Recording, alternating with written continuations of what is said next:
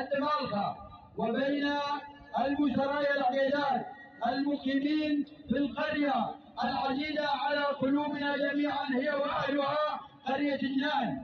وقد تم الصلح في مضارب عشيرة التركي، مضارب العشيرة الكرام في مجلس الشيخ محمد أبو الطوز، نشكر لهم حسن الاستقبال وكرم الضيافة.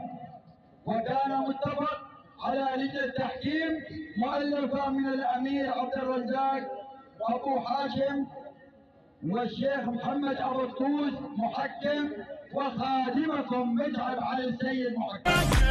فعلهم مشهودي من حرب فتح